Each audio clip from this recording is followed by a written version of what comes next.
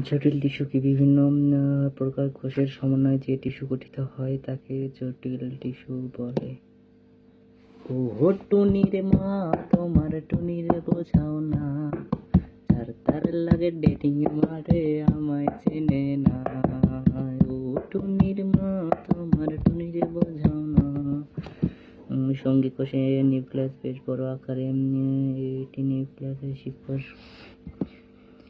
টুনি স্কুলে যাইব, টুনি বারান্দায় আইব, টুনি রে দেখায় আমার পরাণ জুড়াইব, টুনি স্কুলে যাইব।